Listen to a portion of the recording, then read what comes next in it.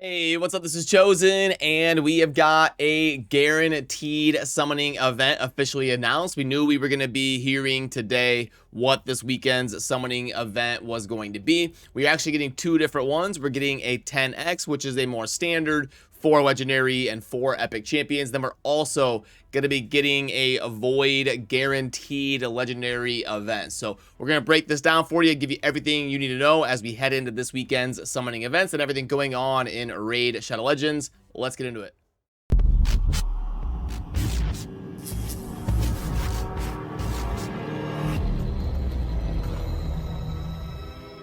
Alrighty, now you'll see here under the events tab that we've got the summon rush starting tomorrow. We've also got the deck of fate, so I'll have to live stream that or something. That's going to be fun to see a new mechanic being added to the game for Halloween, and there will also probably be a fusion if I had to guess. They've done a Halloween fusion every single year. The first year they did Harvest Jack and Madame Ceres and Miscreated Monster, and they've done all sorts of events around Halloween every year, and it's always had a fusion champion, even back to the first year of Raid back in 2019. So we'll probably find out what that is next week. But you can see there the countdown in game to when the summoning madness is going to start this weekend.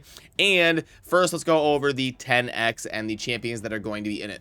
And first up is going to be one of the best champions in the game in Krisk. Now, what we've got here is a normal 10X with the 4 legendaries and the 4 epics. The 4 legendaries are going to be Krisk, Kira, Sniktrock, Kyoku, and then the epics are going to be Andrisia, Taraji, Skullcrusher, and Miscreated Monsters. So obviously Krisk, to start out the gate here, is going to be the coveted champion in this 10X as the Void Legendary, and he is definitely worthy of being a Void Legendary. Probably one of the top 5 most generally useful champions in the game by a pretty unanimous regard. You won't find too many people that disagree with that statement. So definitely I could see some people YOLOing some Void Shards during this 10X because especially people that don't have Krisk. Even having multiple Krisk is great for your account for Hydra teams and stuff like that. Great for Iron Twins, Doom Tower, Faction Wars. I mean, literally any area of the game. He's in some of those massive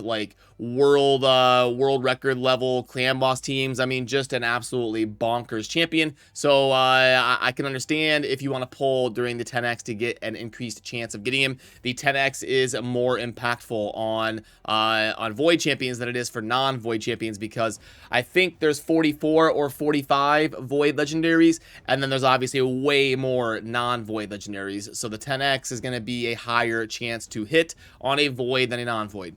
After Krisk, we've got some fairly new legendaries to the game. Krisk is a legacy champion, I believe. I believe he was in the game on launch. Then we get into some newer ones. Kira kicking us off here. Now, Kira is a pretty good tank. You get the consistent A1, scales with defense, has a good base defense, can decrease accuracy, and can also decrease the duration of all enemy buffs by 1 turn. So that is a very strong A2 there, basically buffing up the resistance of your whole team, and then also lowering duration of enemy buffs, which is obviously incredible, and an ally protector on a 3-turn cooldown that is also going to increase defense on all allies, while having a passive that will help proc those consistent decreased attacks because her A1 is only a single target, single hitting attack. So yeah, she's a cool tank. She's not Krisk, but I could see her definitely making sense in a lot of different compositions to lower accuracy and to help keep other champions alive. Then we're going to be having Sniktrock featured in the 10X, and Plarium has finally been adding some good Skinwalker legendaries. They've added Leorius, Tamagia, Uko, and Sniktrock. So they're doing a really good job, and also Ragash, I forgot, behind me there. So they are really crushing it. Skinwalkers was pretty much regarded as the worst faction in the game, but they're hitting home runs on their last 5 legend. Well, that may Cleopteryx, I don't remember the exact order, but anyway, they've added Cleopteryx, Ragash, Tamasia, Leorius, Uko, and Sneaktrock, all like in the last year and a half. So they have finally been rounding out this roster, and I think Sneaktrock is a very good champion. I don't think he's the best champion in the game. You'll get some debate amongst people if Sneaktrock is S tier or not, but gonna be like A plus, S minus, somewhere in there. Definitely very solid because you're getting the AoE decreased speed on a 3-turn cooldown that also places shield. Gonna be amazing for faction wars,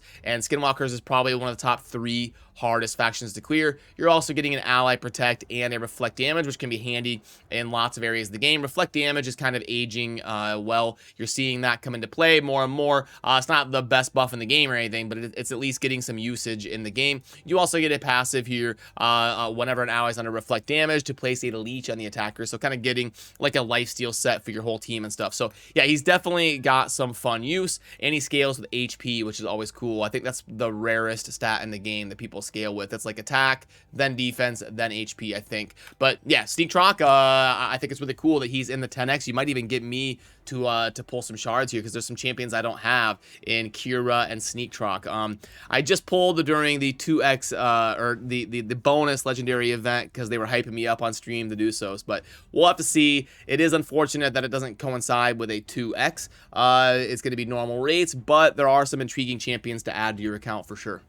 Then the last legendary in this weekend's events is going to be Kyoku. Now, admittedly, I thought Kyoku was going to be more beloved in the community or more hyped up or used more often in like tag team arena teams than I end up seeing her while actually playing the game. So I did think on paper her kit was really good, scaling with defense, super tanky, almost a 1500 base, placing a weaken, then an AoE attack down, and then also a chance to place HP burn. But the way her kit functions is it's a little bit weird. Like, this should just be an AoE HP burn and decrease attack. Boom, fixed.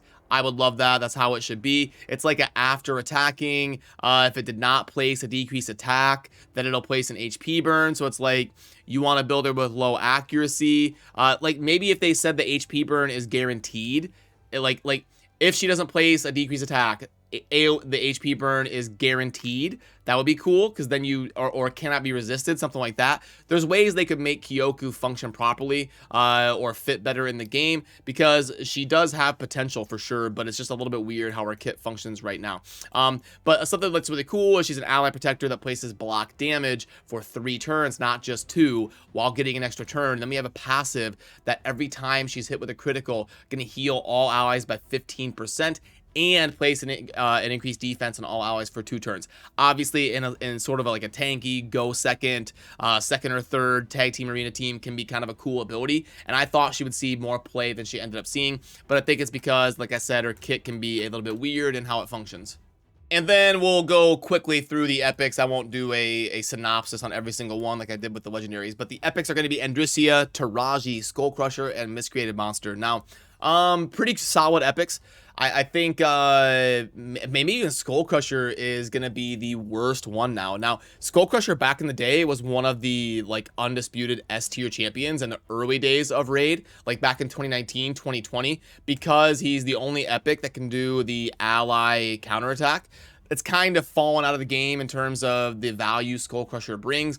I hardly ever see him used anymore, except for like super niche teams that are built. I used him in the clan boss for a little bit and stuff like that, but you know, Miscreated Monster is another one who's been a little bit power crept in the Night Revenant. He was similar to Skullcrusher, widely regarded as a top 5, top 10 epic who has kind of fallen out of favor as we get more and more ally protectors and more shielders added to the game. Those used to be super rare roles 2 years ago. He was added to the game in that first Halloween wave with Madame Ceres and Harvest Jack, when they introduced the fear mechanic to the game that first year, Halloween of 2019. And then Andrisia and Taraji are a couple new epics that are solid. I think the 10x events can be a good opportunity for some of those earlier accounts to epic chase if it's something super impactful like a Maneater or a Seer or something like that.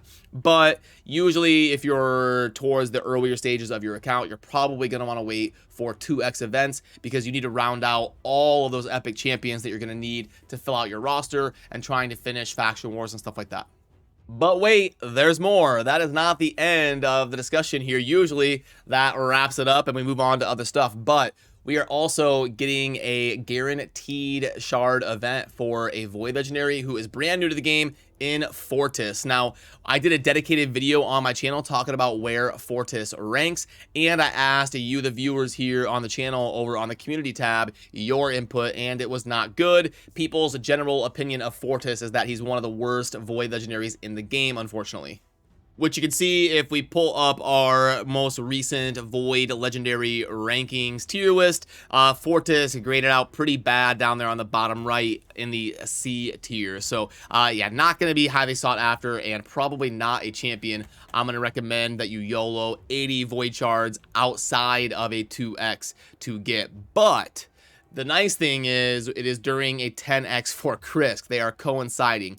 But the bad part is, that's the nice thing. The bad part is you're going to be disappointed if you're pulling for a Krisk and you get a Fortis. But, you know, it's not too bad because it's more like a guaranteed. It's like after 79 shards, your 80th shard is going to be a Fortis no matter what. And I believe the way they do this is it does not affect your mercy system. I'm like, correct me if I'm wrong in the comments, please, but I believe the guaranteed summoning events do not reset your mercy system. I will correct that on the channel here with a post if I end up being wrong, but I'm like 75% sure that's the case.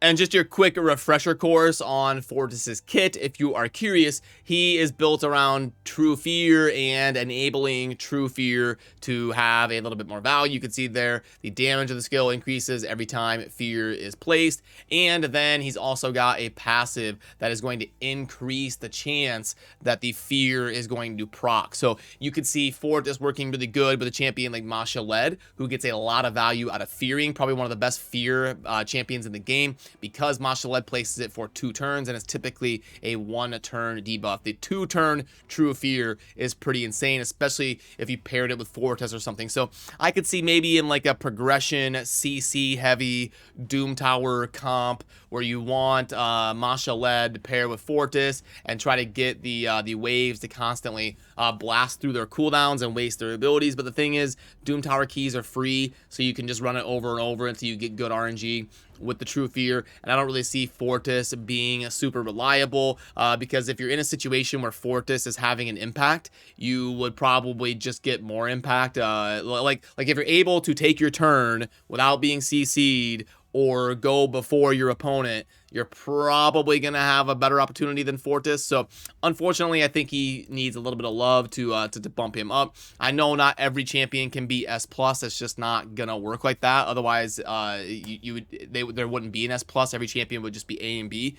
So I get it. But hopefully you'd like to see a champion, at least when they're new to the game, be in like an A or a B. So a little bit of love for Fortis would be welcomed in my opinion.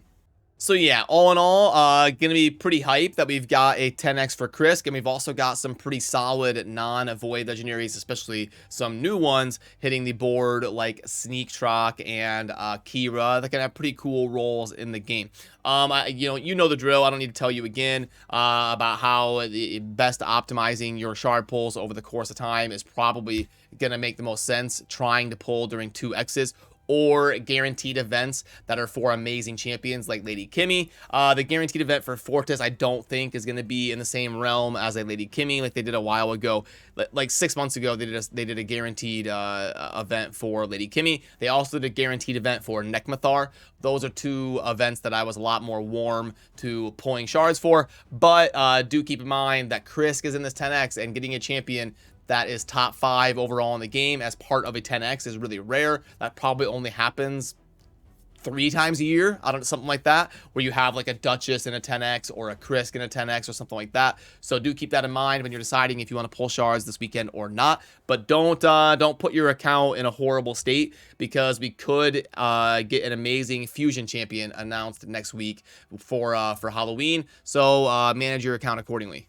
Then for the other stuff going on in game, do keep in mind that we are going to be getting a CVC clan vs clan match here in about 4 or 5 days. As we head into next Tuesday, we will be due for a CVC match. Then for the tournaments going on in game, Everything's pretty much par for the course, but a super cool thing going on right now that you want to keep tabs on is going to be the double speed event in the Dragon. So you can see up top there the 2x speed going on, and that's going to end today. So you probably want to slam your energy into the Dragon and hopefully get at least a few usable speed pieces for your account. They only 2x the speed set again like 3 or 4 times a year, so going to be a good opportunity to dive into the Dragon and take care of that stuff. Otherwise, really nothing too insane going on. Everything's kind of normal. There's a void shard for 8100 in champion training, but that's a lot. You probably want to at least get the 1525 in the Dragon to scoop up your awakening mechanic. Tag team arena. There is a 2400 would be good. You got some awakening mechanic there. Classic arena takedown. Yeah, and if you're active in the arena, you should get that. So everything going on pretty much normal, except for tomorrow with the summoning events kicking off, and then the Halloween Deck of Fate, which will be fun. That I'll definitely do a dedicated video on that. Then we'll take a look at the shop and see if anything is worth going over. We did the trio shard pack in a different video, and we said it graded out decent, not amazing, but compared to what you typically see for void shard or for offers that have shards in them, this is a pretty good offer. Especially they usually way overprice sacreds, so sometimes you'll literally see offers that are 1 sacred for $25. So this is going to be a good offer for like a medium to high spender, but it's not the best offer you'll ever see for those of you that are on a lower spending budget. Yeah, other than that, I don't see anything super amazing that you need to have FOMO over missing out on.